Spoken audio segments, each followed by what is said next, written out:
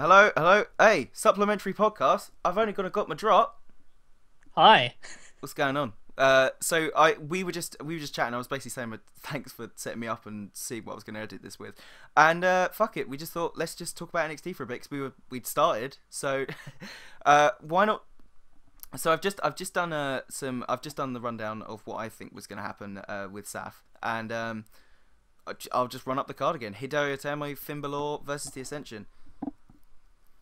What are your thoughts? The match will be awesome, and I'm assuming the Ascension will lose. Okay, I think they're gonna hit each other really hard. Oh God, yes. There's gonna be visible welts on all of the bodies. They may die. Someone might die. Yeah, Kenta's too tough to die. Kenta can't die. I think. Yeah. I think he's faced people who do kill people, like literally. So, Yeah. and they tried. Was that a Mitsuharu Misawa reference? That Who was it very again? much a bit. Yeah, there was a match where basically Kenta decides to no sell, then he does some stiff ass kicks back as if to say bring it, and the guy just Germans him onto his neck like fuck you. No, I may have seen that. It's that really oh god, I can't remember his name. It's an old Japanese super heavyweight with blonde hair who really looks like he's out of shape and just can't do anything. Like Tenzan. Is he like the super round dude who you wouldn't believe? He's like basically Japanese Rikishi looking guy, but he can really move. It's not quite as big, but Oh close. no! I know who you're talking about. I don't know his Bleach name. blonde. Yeah. Unfortunately, I'm not familiar with a lot of names of Japanese wrestlers, but No, I've seen matches. I watch a lot. Fuck me. I watch a lot of them, but just cultural differences. It all kind of blends up a little bit. The names are unfortunately very difficult for us of To the English to tongue. appreciate the differences. Yeah. Yeah. But yeah. So you think Ascension? I'm actually going to swerve on this. I think. Oh no! I think Ascension will lose. Oh, you think Ascension? No, yeah. You think Ascension will lose? I don't think they will. I think they're picking up the win here, but I think it's going to be through a run-in or Hiteo and Finn crossing paths, which I would quite like. That would be fucking awesome. But at the same time, this is going to be awesome. I'm really excited.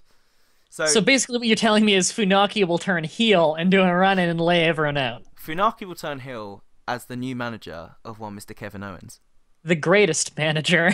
If the you're number manager, one. can't really speak English. Woo. Okay, so Lucha Dragons, Vaudevillains. Thoughts leading into this one? What do you think is going to happen? I think that Lucha Dragons will retain. I think it'll be a very fun match. I absolutely love the Vaudevillains. For Lucha Dragons, I like them, but I don't feel like I like them as much as I'm probably supposed to. For me, they're the Usos of NXT.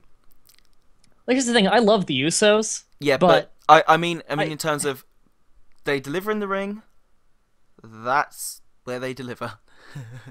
Read into that with me, fully. The thing with me is everyone always says, like, what I usually hear about the Lucha Dragons is they're not so big on Sin Cara, but they love Kalisto. And my thing is, I don't really like Kalisto, actually, which is a very unpopular opinion. What? I don't like Kalisto very much. And I'm okay with Sin Cara just because I like Unico, but I don't like Unico as Sin Cara. Right. You're a fool, and I dislike you. Yep. But I don't. I don't like his style. That's it. Like, it's just a difference in styles of wrestling that I enjoy. I don't think he's bad in any way. Lucha. And maybe sometimes you can accuse him of kind of not hitting hard enough, but that's his size, you know, like he can't get. Well, it's not even just that. Good. Be more specific. I don't really like Lucha very much, at least not in the style that he does Lucha, and it's just kind of that. I think he's a terrific wrestler, but I don't really like his style, just out of personal preference. I think if I see him wrestling a Lucha, I'm like, okay, that's fun. I'm enjoying this, but I'm not loving it. It's not hitting me like professional wrestling does. You know what I mean? But when I see him doing a head scissor takedown, someone like Victor or Connor, fucking awesome, dude. And the spring he did over the rope the other week, where he legs it up to the rope, bounces off the bottom rope, uses the top rope to spring himself more, but on like his thigh, spins twice in the air and lands on his feet. I don't like super flippy shit that much, though. You know what I saw earlier this week I've got that made me genuinely happy? Go on. I watched a match where Roddy Piper pinned a guy after a back suplex. And that Yeah. made me happy. I know what you mean. Yeah, it's the polar opposite of Lucha. I tell you what, let's on this topic, how I can't tell you the level of hype I have for Kevin Owens' debut. Oh, absolutely. I fucking love Kevin Steen. He's my favorite. I don't think he's my favorite of all time, but there was a long point in time when I would refer to him as the most talented wrestler that I know. He's Stone Cold. No one sees it. No one sees it. He's the Canadian Stone Cold. I'm telling you now, Kevin Steen is going to be... I said it before, or this is the thing. I'm doing a podcast and I'm saying things that I've said before, but he's going to be the next biggest thing. I hope.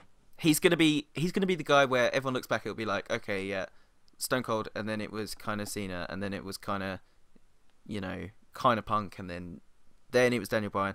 Now it's Brock Lesnar. Now he's the guy. In a little bit. Guy.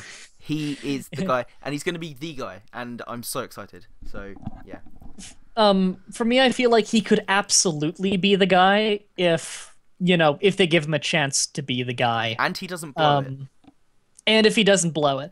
I see the things I'm really curious about with him. Already, I love the vignettes and everything. I think Kevin Owens sounds like a perfectly fine name, and it fits because he said, like, his first vignette said, like, he fights for his family, and I believe he has a son called Owen. I could be wrong. Yes, he does, yeah. Owen Steen. There you go. It makes Very sense. good. The name sounds good. He definitely looks like a Kevin, so well, hang on. he is a Kevin. There's also the French-Canadian thing, right? So it's a tribute. Owen. Yep. Mark Owen, is it? Am I right? Someone like that. I'm not as familiar with Canadian, like French-Canadian wrestling as I is. I only know that because someone cleverer than me put it in an article, and I'm palming it off as my own. Owen is a name that's synonymous with French-Canadian wrestling, right? Bret and Owen Hart, obviously. Yes, but I'm more familiar with Canadian wrestling, more so in Ontario and in like Calgary and stuff. Yeah. The French-Canadian wrestling scene is a little bit different, although there is a lot of mix over. I mean, like, every fucking Canadian loves Jacques Rougeau. Well, this is the thing. Yeah, he trained Kevin Steen. Yeah, I do remember reading that, actually. And Jacques Rougeau that's a guy you want to be trained by. He's brilliant. Yeah, the Mountie. Woo. Yeah.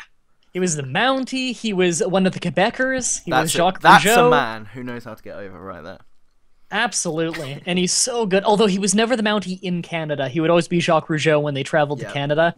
Because the Mounties here, usually us Canadians were good about, separating storyline and reality and not getting mad about that stuff. But the fans liked the Mountie gimmick. Okay. In Canada. However, the Mounties didn't, because his theme song was literally the Mounties theme, but he dubbed it over in a stupid voice. So they didn't like that. But yeah, that if you've ever heard the Mounties ring theme, that is actually the theme of the Royal Mounted Police Force. Yeah, but the Canadian one. Yeah. So. Well, I'm talking about the Royal Canadian Mounted Police Force. I mean, yeah, but the Mounties. A mounted police force means different things in different languages. I just want to make sure everyone knows that that's Canadian. Okay. Well, our Royal Mounted Police Force have not been mounted for like 100 years. Like, that's just a ceremonial thing. You're not wrong. As soon as they put on that costume, no one's fucking mounting them. Good joke, George. They don't wear that. Go me. I win. They wear SWAT gear. Like, I'm trolling. What people think is the Mounties is from like 1880s.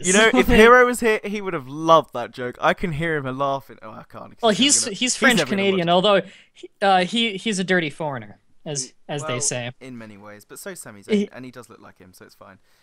Well, that's the thing though. Is Hero is not French Canadian. He just lives in French Canada. Oh, what a liar! Yeah, that's why he doesn't have the accent, and he doesn't speak French very well, and. But yeah, he does say "a" lot, so That's not a French Canadian thing. That's a maritime thing. No, that's a maritime Canadian thing. A. It's great. Yeah, that's why I don't. That's why I don't say "a." I'm mainland. In fact, fun fact: more than like 80% of Canadians live in the mainland and thus don't say "a" as common parlance. It's a lot of the stereotypes with Canada are just the maritime. The maritime say "a boot." The rest of us don't. You know, And when I say a boot, I mean like it's hard O's. It's a boot. It is straight up a boot. That's what it sounds like to everyone because that's what it is. so what if they want to refer to their shoes? Um, they would call them shoes because you said What shoes if and they had not boots. Well, all right, the trolling is real. Charlotte is your NXT Women's Champion, and she's going against Sasha Banks. Thoughts for coming into this one? Please, Madra. Charlotte will win and it will be good. I feel like I'm repeating myself a lot. Sasha Banks will win off an interference from Becky Lynch, and it will be good. I like Charlotte a lot. I haven't seen a wrestler who carries herself as well in the ring as she does in a long time. Dude, you are preaching to the converted. I put that in my NXT thing every week. Basically, I do a rankings column, so I put who I like most at the top, and she has been on par with Zayn for many, many months now. I actually pegged her off this week. Zayn's in a cut above her now. But she just reminds me of Flair. She's just Flair. Yeah. When you look at her, you see a champion, whether or not the belt is on her shoulder. Yeah, and if there's something going on in the women's division, it's like she's not a heel, she's not a face, she's just in charge. It's like, no, you won't bully her in my division because that's not going to happen in my division. It's not, you know, I fucking love it. She's just in charge. She reminds me of like Undertaker during his like run where he was like the American badass and he was like, this is my yard, you know? Oh, did you like that? No, I didn't like it, but I'm just saying that the kind of concept that she owns the place, and if shit goes down, she's in charge, you know? I understand that, but please do not put Charlotte and Booger Red in the same sentence. Oh no, easy. I fucking hated the biker taker. Fuck me. Well, Vince thought the same. Right, good. Let's move on to the main event. Adrian Neville, Sami Zayn. Myself and Saf waxed lyrical on how good they were this past week, but do you want to add anything to that? I'm really fucking psyched for it. It'll be awesome, and Adrian Neville will win. Again. Are we disagreeing on every pick? No. Okay, here was the thing. I tried to book my way into Adrian winning, because my first thought was, I want him to low blow the ref, and I've talked about this a lot, so I'm not going to talk about it too much, but I thought that would be super heel, it would be amazing, and then they go on to have a really hot final match. But at the same time, they kind of have to finish it here, you know? You can't do that's what I feel like, yes. Sammy's road to redemption, and he's meant to retire if he loses this match. Well, he said he's leaving NXT. He didn't say retire. He never used the word retire, at least. He said he was leaving NXT, which would make you think he's going to Raw. That's interesting, but at the same time, can he come up a loser? Yeah. But I don't trust Raw to treat him well, and him coming up having just lost. Oh, I don't trust Raw to treat anyone well. You remember Bo Dallas? He was fucking great, and like I still love his gimmick on Raw. I loved Bo Dallas as the heel champion. I thought he was great. And when he went to Raw, he was a good champion, but I don't think he's as good of a wrestler as, you know, the Bray Wyatts or the Seth Rollins of this world. And that's really what's going to get you over. I think he's got a great gimmick in his personality. He knows his character really well and is great. And I feel like it's not spotlighted as much as it should be. Yeah, that's the problem. Yeah, you're right. They should be making more money out of him, but I'd say there are more people on the roster who deserve to be making more money than him, who could make more money than him, who aren't getting the spotlight. If you see what I mean? I agree. They're missing out on something, but they're not missing out on a lot. I feel like it's really easy for them to have Bo Dallas be a guy who's on Raw almost every week and who people like every week. Well, even if he's not going to be 3 hours. They could put a lot more on if they wanted to, but they seem to not want to. Yeah. But if you want to put you could have Bo Dallas on there almost every week, and I can guarantee it will make people happy in some way, shape, or form. It will entertain people. It will add to the show. I will agree with you. I will agree with you.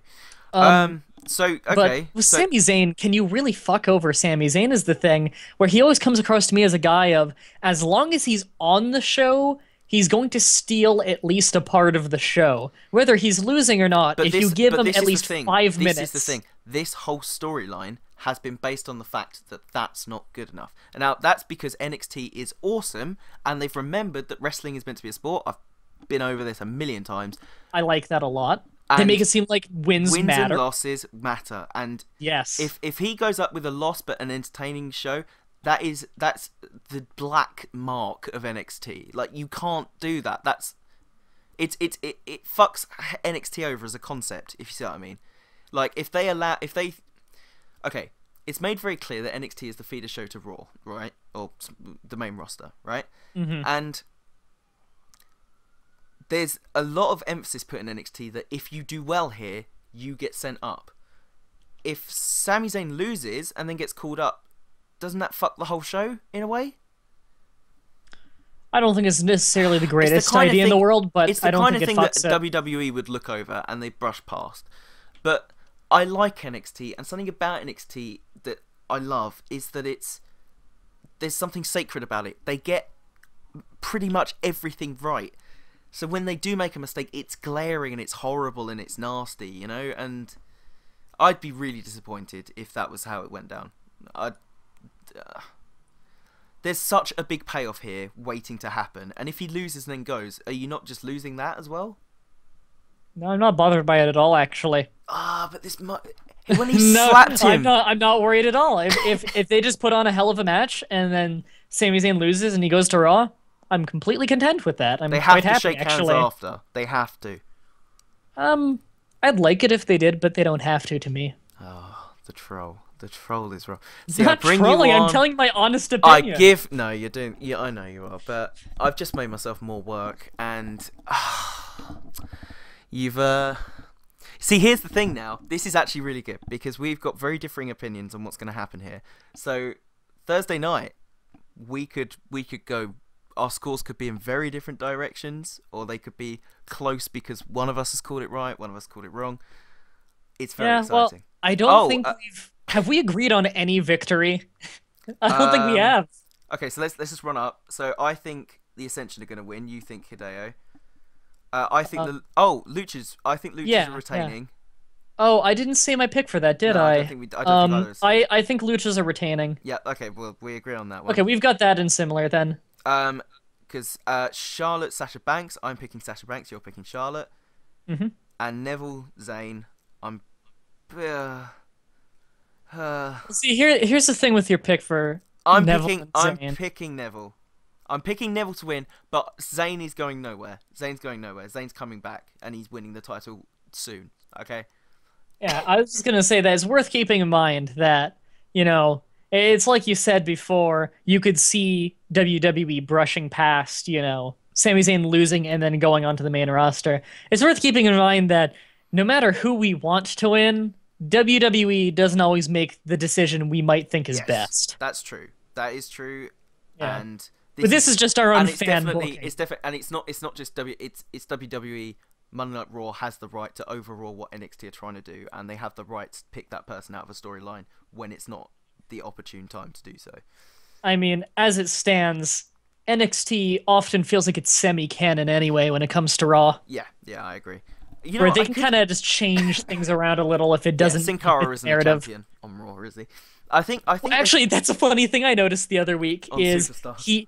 Okay, here's what happens if you go on the WWE website and you go to the roster page. You know how it's got like that thing where you cycle through all the people alphabetically, but it starts with the champions first?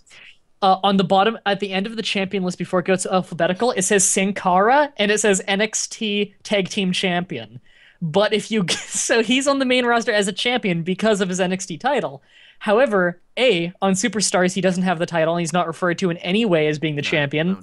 And if you go to the NXT roster page, there's no championship belt displayed for anyone. And it's completely alphabetical. So there's only one belt in all of it, in Raw canon, apparently, of their website at least. There's only one NXT championship, and it's one half of the tag team champions that Sin Cara owns with no one. Sin Cara is the 50%.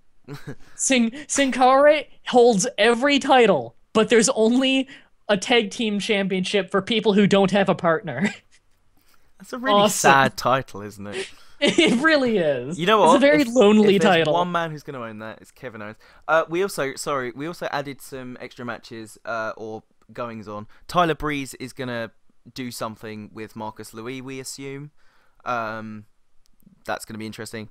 And Baron Corbin will be on the show, probably with Bull Dempsey, who I feel sorry for because as soon as Kevin Steen debuts, it's like, Bull Dempsey, just get out. You know, like, they're both going for a pretty similar thing, and Kevin Owens has got 10 years experience with it. Oh no, seriously, dude, in Bull Dempsey matches, they chant Steen, kill. I didn't notice, actually. It was when he was first, basically, in the first weeks where he was debuting, and he wasn't getting over because he was having longer matches, they just announced the signing Steen, and they saw the singlet, and they were like, we don't need you, we've got a better dude in the back. I like Bull Dempsey. No. Although I was astonished that that when he was using for a while his finisher was the snowplow, right? Yeah, and I quite like that. Why weren't they calling it the bulldozer? Yeah. What's wrong with you? Like, that's the easiest choice. Yeah, no, I think they changed. Yeah, and they were like, here comes the bulldozer, and yeah, I know what you mean. I'll be honest, that's not the worst thing about him. Well, they retired that move of him. At least he hasn't done it recently. His finisher right now is the diving headbutt. Because he wasn't getting over, so he went to the diving headbutt. Why not use the bulldozer as his setup for the diving headbutt? Because that's a move they want to save for another finisher, I assume. I guess. It's there are certain moves they got in their back pocket for certain times, like the fact they took when Mike Knox left, they used his finisher for Bray Wyatt. I miss Mike Knox. Mike Knox has he has not done anything even remotely good in TNA. Oh, no, of course he hasn't, because he's a fat dude. No, he's good, though. I've seen him do fucking moonsaults and diving leg drops. I've seen him do all kinds of cool shit. And then they didn't let him do as much in WWE, although he was still great. And then in TNA, it took him 2 fucking years to hit a finisher. The most he ever did was he passed a hammer to a guy. He was good in WWE around the golden time of the kind of ECW, the NXT of the time, the ECW revival. He was great in ECW. But that's because WWE's ECW let everyone play to their strengths. Incredibly well booked show. Finley's never been more over. I'd argue Jack Swagger was as over then as he ever has been. That he was fantastic.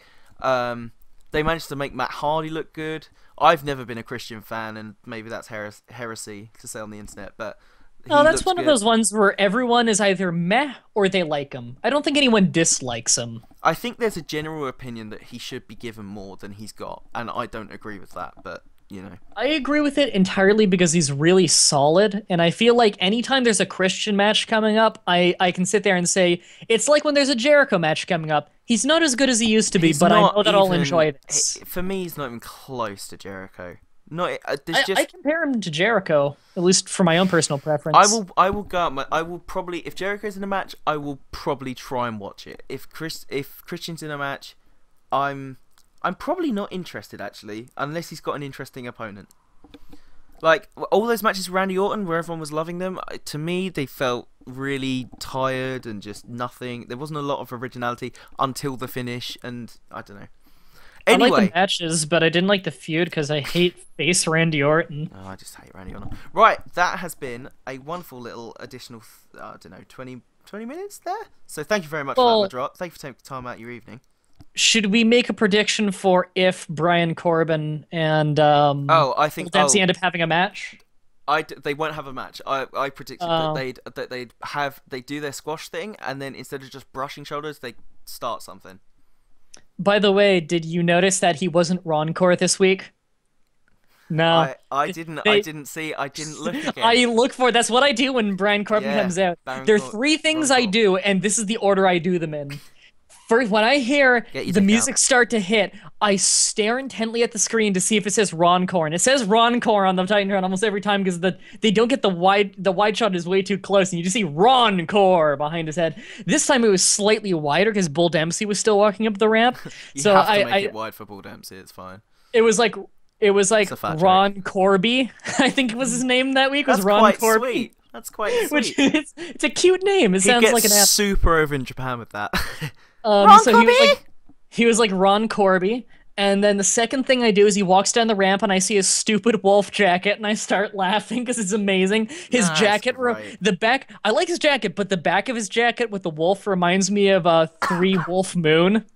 You know, the t-shirt with the 3 wolves howling at the moon. That's been parodied 1,000 times. Aware. Kasim G.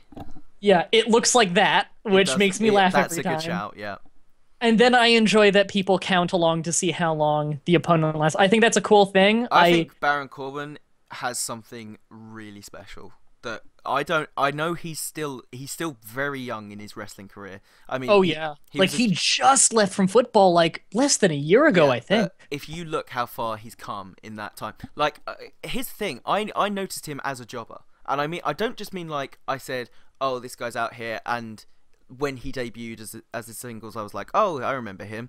At the time when he was jobbing to people, he'd still get something in, and there was still I agree, yeah, something about him. His look is obviously awesome, and he was wearing like really tight leather looking tights at that point, and when he had the shorter hair.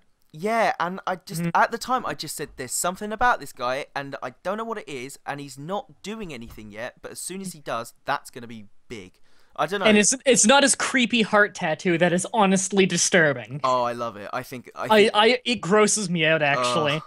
But yeah, I remember like he had a battle royale, I think, where there were like 8 people in the ring fighting or something, and they put Baron Corbin in there. And I knew Baron Corbin because, I don't think he'd ever won a match, but he was one of those guys who you would see like, Sawyer Fulton, where they plan on doing something with him. They put him in matches. He hasn't won anything yet, but you can tell they're planning something eventually. Sawyer Fulton, I'm interested to see his character. Like in the time I've been watching NXT, he has never had like a promo or anything like that. I want to see if when he's given his chance, if he ends up doing anything he seems funny on Twitter. I follow him on Twitter, and he seems like a funny dude, but I just think he's terrible. I love his look, but I don't recall any of his wrestling, so I reserve judgment. I think there's money to be had in his look, but I don't think he's found that yet. He's a creepy looking guy. Yeah, I think he should go with a Psycho Sid type thing. He looks a bit like him.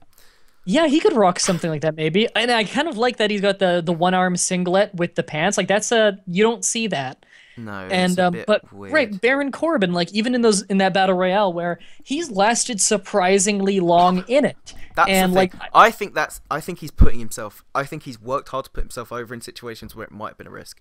I think the whole, pushing yourself, taking a risk to put yourself out there. I think he might have done that, and now he's been given the chance without saying anything. There's just something, It's his big black eyes. He doesn't have like cornea. He just has a big iris. It's really odd. His big, sexy, dreamy eyes. Do you hear the women in the crowd every time his music hits? When I see him, I literally think he's just dropped a shit ton of drugs. He does look a bit out of it. Yeah, but have you noticed it's creepy and it's awesome.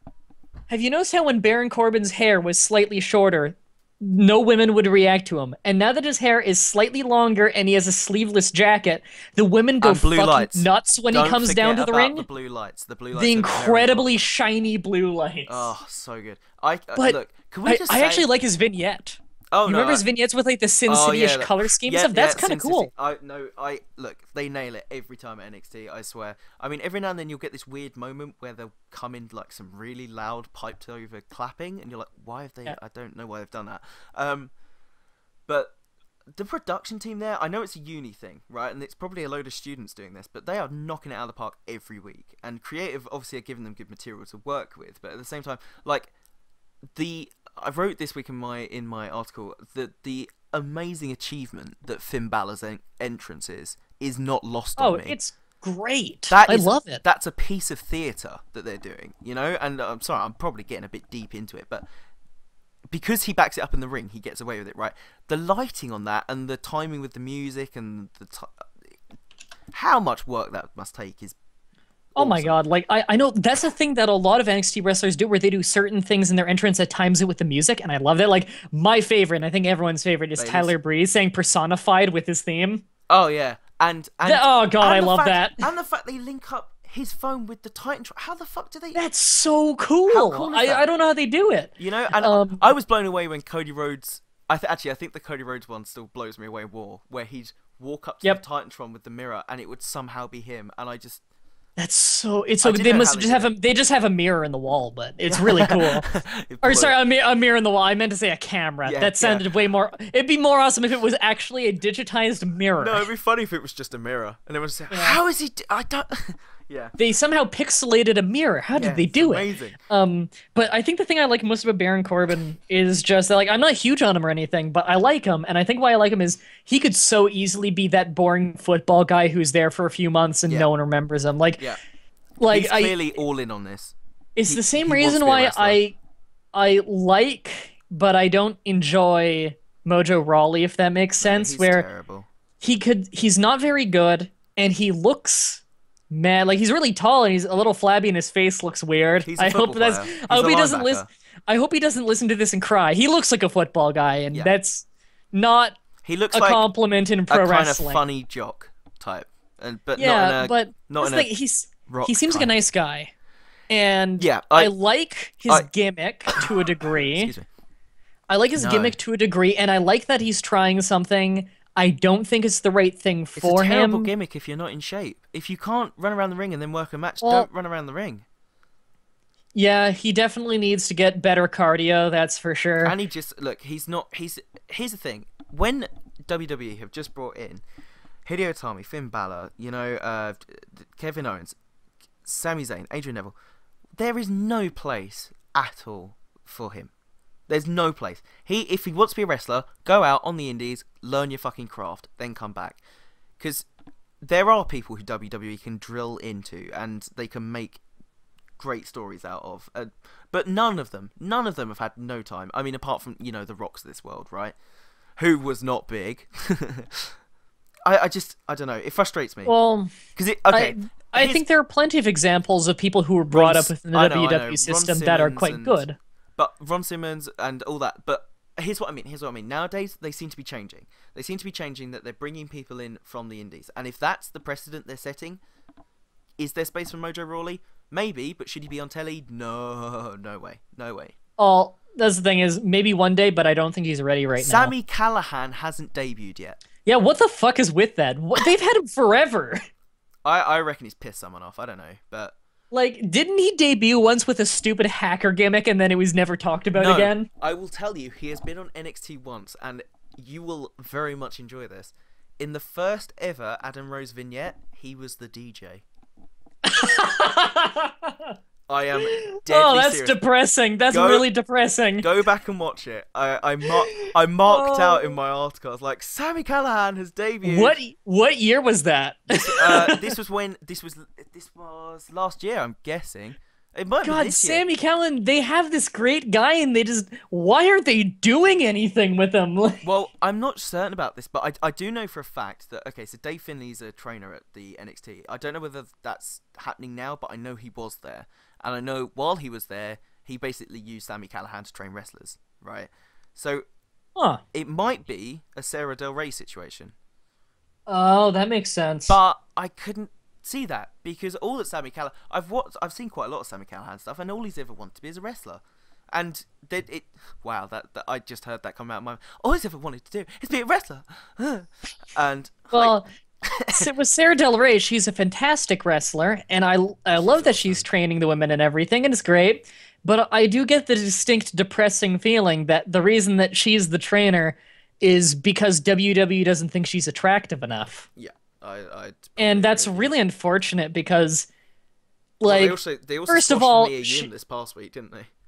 Sorry, what did you say? They also squashed Mia Yim this past week on NXT, didn't they? That was a bit strange. That was is odd. she signed, or was that like no, a tryout? that was just a one-off. In the same way that the American Wolves had a match at NXT. Yeah, I remember that. I remember them having an awful match, actually, the American Wolves. What was with that? They were terrible. They were absolutely terrible. I was like, well, off you go to TNA, and then it literally happened. It literally happened like a month tops later. Yeah, they're there with MVP, which isn't it weird seeing MVP in TNA? No, I like it. I thought when he felt the most when I saw him in Japan.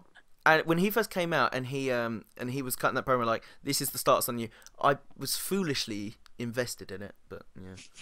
Well, that's the thing is, like, I always liked MVP in WWE, but when I saw him in Japan, something kind of clicked. He's next level now. He's main eventer now. He's not... Yeah. I don't know. Something about his build, in a way, just the age, the way he looks now, he just looks more like a main event person. And I've seen him... I think a lot of it as well with me is psychological, because I've seen him talk about wrestling quite a lot, And initially, I kind of had him down as like not the wrestling guy, just the guy who was doing wrestling. If you see what I mean. But he's quite open in that he thinks Chris Benoit deserves a spot in the Hall of Fame, which is obviously something... I've actually listened to him a lot on that. He's very outspoken about Chris. He's done quite Chris a lot on Benoit. Wrestle Talk TV, which is an English show, and I've watched that a bit. As soon as you've got that opinion, that's the kind of thing where there's going to be a lot of YouTube clips of it, right? So I've watched quite a lot of that, but he talks a lot about his the fact he loved wrestling as a kid, and he only grew up watching Japanese stuff, which I always like hearing from someone as I'm just a huge fan of that style, and anyone who's bringing that. And seeing him in Japan, it's like, oh, they took the safety wheels off, and he's actually really good. So he's quite good over there. Like, something about his style clicks over there. It's the same kind of thing that I have with the man of a billion names, whatever you want to call him. I call him A-Train still, which is probably one of his worst gimmicks. Albert but A-Train.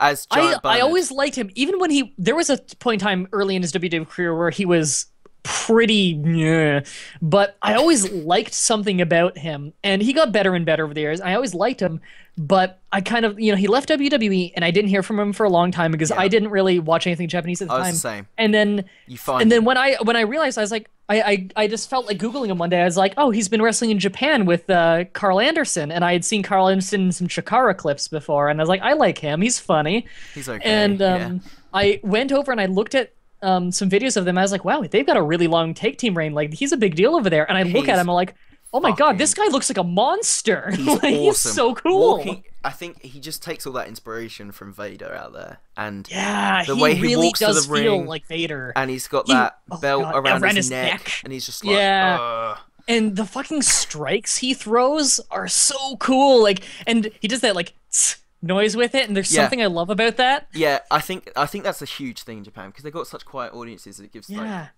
sometimes it's not beneficiary, but what it did was it gave him a chance to like bark and make those little noises, just sell those moves just that little bit more, and just make it. You know what? I don't compare him to Vader at all, because he feels safe. You know what I mean?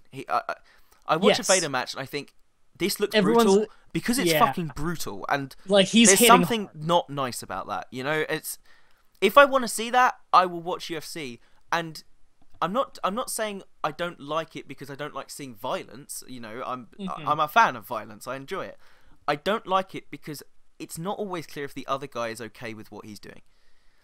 That's the thing with Vader too. Is I always really I really like Vader as a person, actually, but as a wrestler, I love the character, but he's very unfairly stiff, and it's very clear that a lot of people are not able to take the kind of stiffness that he deals out as a like 300-400 pound Goliath. He was really hurting people bad, like unwarrantedly bad. Yeah, and then after he'd say, oh yeah, I did that on purpose to teach them respect. This is the thing, he's a very old school guy, and to be honest, I get it, but you do it the Mark Calloway way, where you take someone aside and you say, look, don't do this. You don't beat the shit out of them. You're not... I fucking hate you, Hardcore Holly. You fucking prick, for one. And I love Hardcore Holly as a wrestler. As a actual, like... Fucking prick. As the dude, when he started being the guy who bullies the new guy... Did you fucking see that's not okay. that clip from Tough Enough at the time? Everyone has seen the clip of him stomping a man in the eyeball. What a fucking cunt. I'm sorry for my language, mother, but no. He's such a prick. And... Here's the other thing with Vader. I saw this thing where they were on a talk show, and it was him and Undertaker, which, I mean, that's pretty star-studded. They're in an Asian country. I think it was it might be Qatar, but it probably wasn't. It was whatever, right? And Qatar's in the Middle East, by the way. Yeah. Oh, dude, I'm sorry. I have a friend from Qatar. Oh no, they were in Saudi Arabia. Okay, and that's to the left of Qatar. I'm almost there. It's fine. They, fuck me. Basically, the TV host, because he's a TV host and it's a wrestler, he asked the question, but he does it tastefully. To what extent is this fake? Okay. Never, just never. Don't risk it. Why would you put your life on the line? Here's the thing. He clearly didn't know who these people were. He was just trying to do his fucking job. So Undertaker takes over and he says, we're athletes, we get hurt. This is real, you know. And he kind of does it forcefully, tastefully, but you could see it tacked him off a little bit, you know. But no one went deaf in an ear afterwards. No, he took a moment to compose himself and then said it. Then Vader just kind of cuts in and just goes mental. He's like, I don't like what you said there. I think you're disrespecting the business that I worked hard. And you know, he starts a promo and he gets into it, and then goes up to the guy and like gets in his face, and then he like breaks the set in some way. I think he like smashed the table. Okay, yeah, that's not okay. You know what was fucking awesome about it the whole time though? He's just doing all this. Undertaker's just sitting on the couch, just like, I'm just gonna let him do his thing. I'm not gonna help. You pissed him off. You pissed him off. I'm not gonna help. I'm going to make an addendum to my old statement of I like him as a person. I like him as a person who he is now. In any recent interview you see with him, he is far more relaxed mellowed out now. He seems like a much better man now. You know what? To be fair, as an old school dude, he might just be doing the old school thing where if you're a heel, you're a dick. You know, you never know. It could be that, and also there's a thing of a lot of promoters would say to their wrestlers, like, if you get asked, you need to, like, be aggressive and violent and like make it seem real. Well, Vince McMahon that's what happened with the guy. That's what happened with the guy who got slapped in the fucking ear by the dude who looks like Psycho Sid but wasn't. Yeah, like that guy. That poor reporter went partly deaf in that ear. He was smacked so hard. Yeah, he did get fucked, didn't he? Yeah, and then fucking dickhead Hogan. I don't care what I still hate Hogan. Even modern Hogan. Fuck Hogan. You remember that one time when Hogan, before WrestleMania 1, put a front face lock on a reporter and actually put it in, knocked him out, let him drop to the ground so his head whiplashed off the ground and he had to have stitches? What a fucking dickhead. You ever seen that clip? It's brutal. Where he just, it's just this really polite and nice host who's like, he has like him and Mr. T on. And he's talking to Hulk Hogan, and it's like not even one of those things of like Hogan was angry kind of thing. It was just, it's just a joke. He thought it was funny, and like it's because this tiny man was talking like it's not even tiny just man to Hogan. Talk, like I squash him. It's not even compared to Hulk Hogan. This was a very small, skinny guy, and he's like, and he was just joking around. He's talking with Hulk Hogan, and he's like, so you're gonna have a wrestling match and everything, like with the first WrestleMania, and he's gonna be there and everything, and he's like. And he's like, I always want to see this. Like, can you show me like a hold or something? And he's like, yeah. He's like, sure, brother. I'll show you this kind of sleeper hold. And he's like, okay, just bend down. He kind of like forcefully like bends him down a bit. He puts him in a front face lock. You never want Hulk Hogan to he's like, forcibly and bend he said something like, just he said like, tell me if you submit. And he just cranked him in this thing, and like. He put it in for real, and he just cranked him in it, and the guy immediately flailed his arms for like a half a second, then went complete limp, and Hogan just let go of him and let the back of his slam off the ground. What a dickhead. And like oh god, props to the announcer dude or the show host, because he slams off the ground completely limp. He quickly regains consciousness, and he stumbles back to his feet, smiling. Finish the match. He stumbles back to his feet, smiling, laughs, points at the camera, and he says like, "We'll see you again after this commercial break," without missing a beat. And then like they had him on the show next week, and he showed his stitches, and he was like, "I was really seriously hurt. I just had enough wherewithal to cut to commercial." Yeah. Apparently, after right when they cut commercial, he just collapsed. You got to finish the match. Yeah, that guy is a true worker. He should have become a wrestler. Yeah, man. Took his lumps. Fuck Hulk Hogan. Fuck that guy. Well, he lost his first match, but yeah. Hey, have you ever seen that woman MMA fighter knock out that dude? Because she's Brazilian, and he's like, so you're famous for your chokehold, aren't you? And the guy must translate it wrong. She just slaps it on him and just knocks him out. It's fucking amazing. And with that, La Parka wins. Oh, La Parka wins. I don't know, do we still do that? Chiv wins. Fuck you. Woo!